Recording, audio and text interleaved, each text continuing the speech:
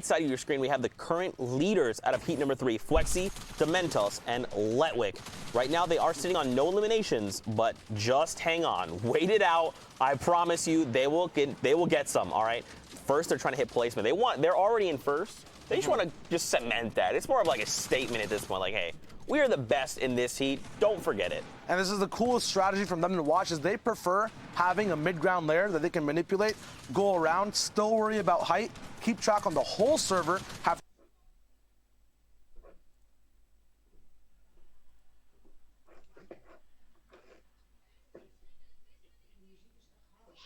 Maar waar is het dan? he's going to still go in, wait on that siphon to come through, and then go back on that mid-ground layer or height if it's available with his team. Looks like Dementos is actually knocked up top. Letwick has less HP as well. They have one shockwave left. It does not hit. The floor gets broken underneath him. Letwick is the last sole survivor of the top trio, but the zone is bouncing back. There could be a possibility of a revive. No, Flexi goes down. The nice ramp boost there kept him alive for just a little bit longer, but falling down, he tried to get that re-up with the shockwave. If you throw it down and before you touch down, it goes off, it'll still like keep you safe, but it did not work out. Raise, Frey, and Deuce here, we kind of saw them earlier on in the game. They still have, they have rockets now.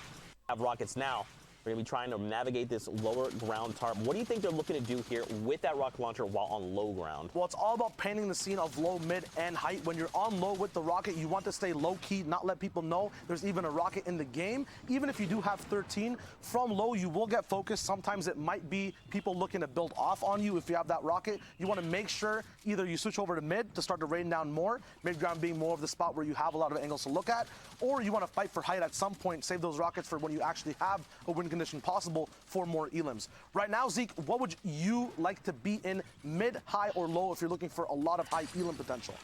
Right now, with where we are, I think low makes the most sense, at least for what I can see right now. There is a little bit of information we don't have, right? Once we get to see the wide, we get to see kind of where everyone else is stacked. But I like that they're on low ground because they are low on builds. And with that rocket launcher, they can very easily kind of reset everyone above and even in that mid-ground tarp, excuse me.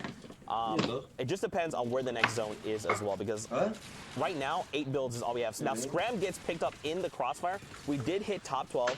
We're about to hit, don't forget, it's 9th through 12th. It's the first round of placement. 9th through 12th, yeah.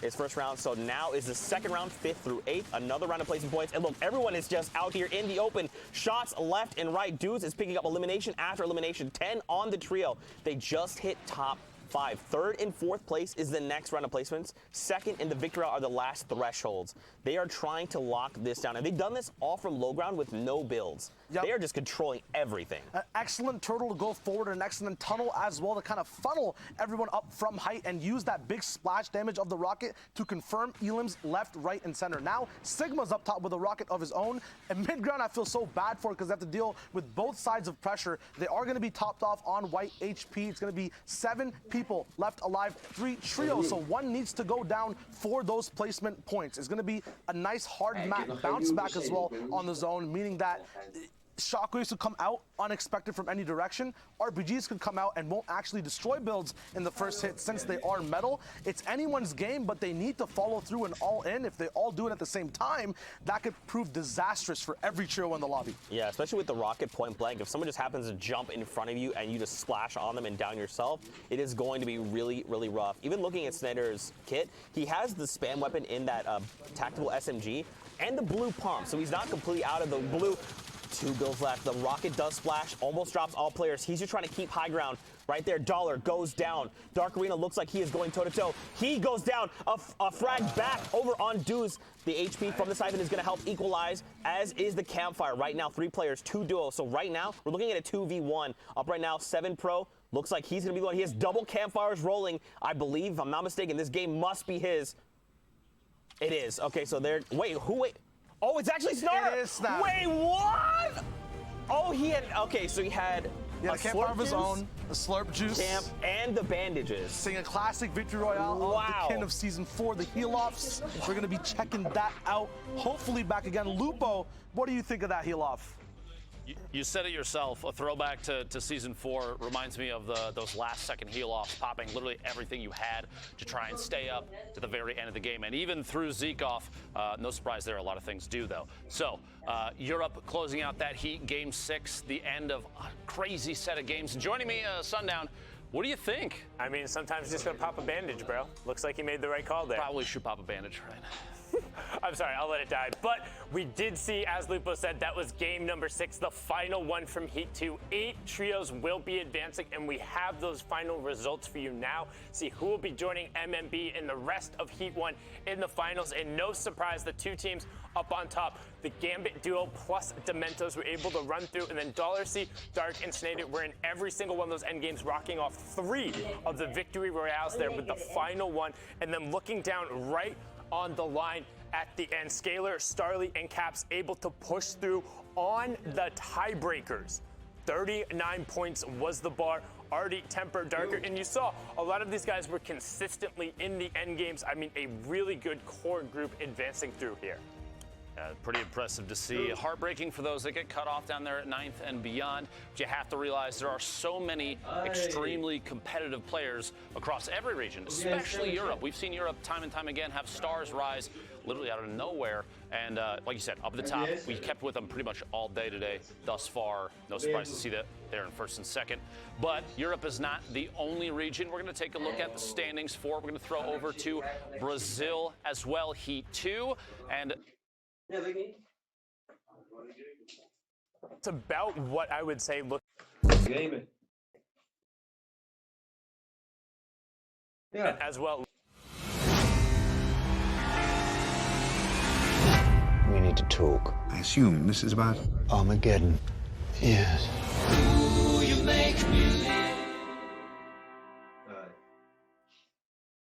The top 6.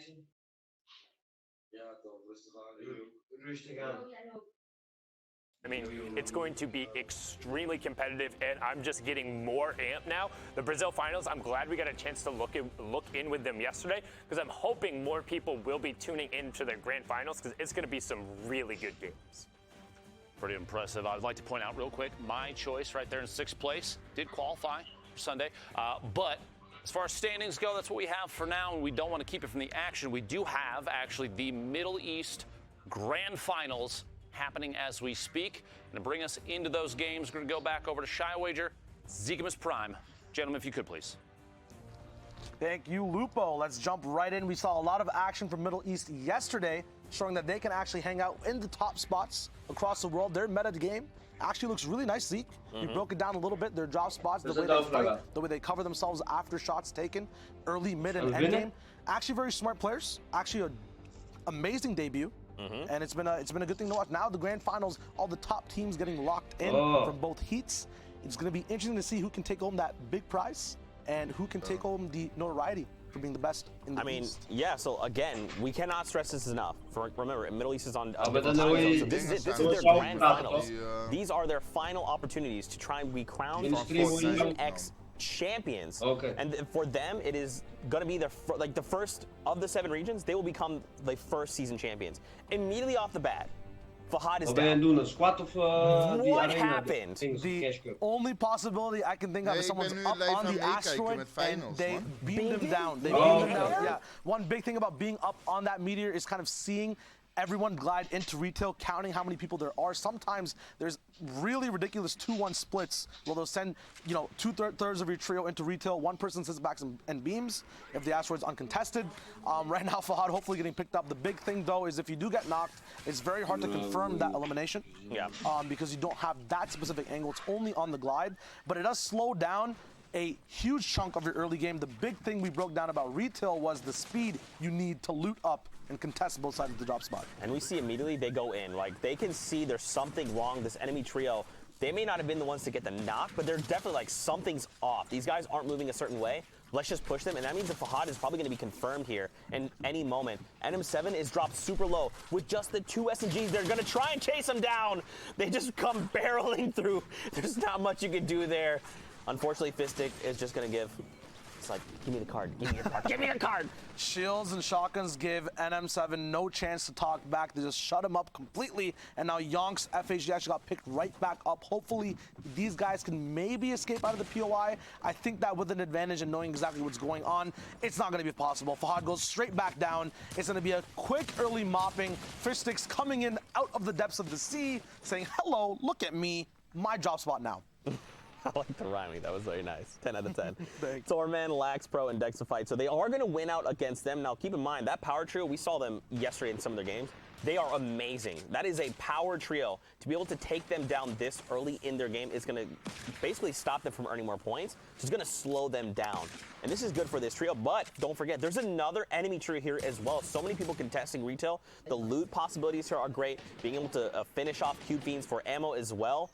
And with a pretty decent rotation spot to move away from, it's gonna be contested. We're gonna see that going on through all grand finals. But right now, Pro is on pretty low HP. Yeah, but the big thing about this too is that Thunder Carl is one person they're gonna be facing. He was highlighted yesterday a lot for his aim and the decisions he takes on where he wants to set himself up to take shots. Right now, I think he's kind of separated from his trio a little bit further behind. I think we have another third party coming in as well. This is a strategy we see since retail is so loot heavy. There's so many other spots you can go to, Zeke, to kind of get in and third party later in the game. What are some of those spots?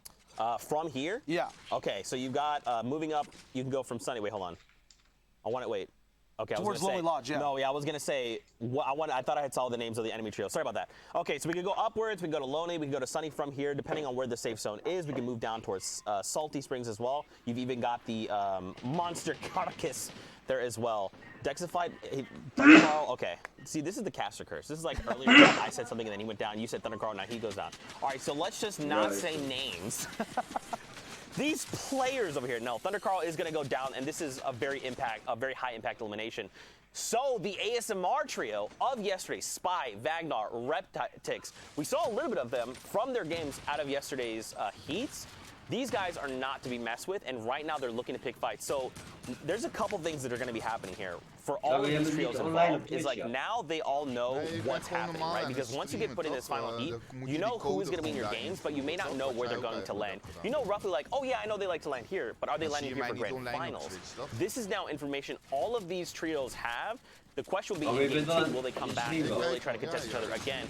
Raid is going to try and drop down, but he will be picked up with a quick one pump, and his ASMR Spy, who is on top right now, 3 eliminations. Now, Reptix is down. If they can get the card, they could go for the revive. Torment and Lax, Dexify, they're just walking away. So I'm not really sure what happened, but they got the better end of the deal. And now we get to look into Sundowns, his picks. The Sam trio, Hunter, Prime, and Flame. And they're going up against Unique and his trio from Trigger QQ.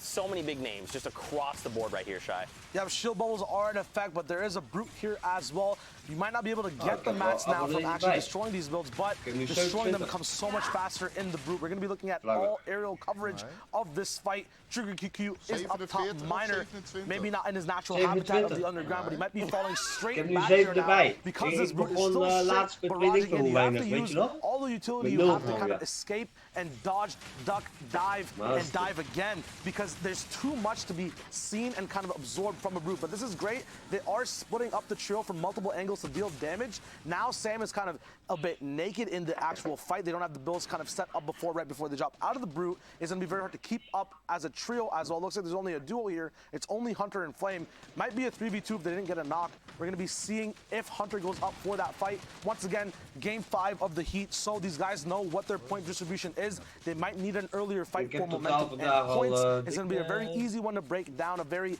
fast decision to make if you need those early games to pop off towards the end. And Hunter here, he's just going full in, right? When we got to see him from that wide, he was charging toward the Triggered QQ member that is left here by himself. Like, that is what Hunter does. Hunter likes to go in. He likes to get aggressive. He wants to outplay you. It doesn't matter who's on the other end. He just has to know, look, I'm better than this player. Doesn't matter who he is. We just have to execute. There goes Vinti. That means there's one trigger member left. And looking at the minimap, he's actually trying to close in the gap right now. He might be looking to take this fight. Here we go, going toe-to-toe with Flame, who's got high ground right now. The question is, how long can he hold them off? If he can try to split these guys up and get 1v1s, there's a good possibility with, like, if he has a pump or even attack, he could get a down. But look at these guys. They're staying together. This Sam trio, they know exactly how to play. They know how to navigate, and they know what they need to do in every single situation. This is something Sundown broke down in the prediction piece earlier this week. If you didn't watch it, it's on the FN Competitive Twitter and I believe on YouTube. But his breakdown of the Sam trio, he's extremely impressed with them, and he thinks these guys could potentially dethrone this region. I mean, it's a complete possibility. The power trio is also down. I was about to mention them as well. Klops and Fiesel and Kappa were the ones to actually take down in this region. Always ahead in points, usually every single week, even with a change of partners. Now we can see how that actually applies. At the moment, it is Game 5. They are still alive, very healthy, have a very good diverse loadout as well. Still getting drops available on the map too. So they're setting themselves up for success. And now they have so much time to think with as well. Only 69 people left alive means, hey, that early storm surge is not going to go down. It's not actually happening. So you can actually choose and you get to move and kind of stay away from other trios. Pick your spot you want to be at based on the map, based on where the next zone you can predict is going to be. And it's more of a mental game now more than anything than, you know, mechanics being in the play. Yeah, and for me, this was one of my predictions, was the alter ego duo and Kappa. The story here with this trio specifically is like, they were doing really well early on, but then they started swapping partners from Hero Kappa to Flowsaw and back. They did say they were going to play with Hero Kappa in the grand finals, but they had that was a great heavy snipe, but they had kind of hit or miss performance yesterday, whereas the Sam trio, they popped off in the heats heading into grand finals, so they have a little bit more momentum heading into grand finals right now. But I still believe they can pull this out. Klops, Fiesel, and Kappa. I still think they can do it. We're going to have to see. I'm getting so amped because I'm thinking about like how many people we've already seen. Like, I love Fortnite. Anyway, all right, we're here in Loot Lake, in the Rift Zone. So we are in low gravity, don't remember. So you want to try not to jump. Otherwise, you're going to you're going to become a massive target. Like the arcs that you jump along make it very easy to be tagged in the air. So Kappa wants to get himself in a position where he can just very quickly go up and try and rift out. Now the question is, where are they coming out? Fiesel's going to go up. Now where's Klops though? Right behind. Excellent. So where are these guys coming out? So can't wait to see where they're coming.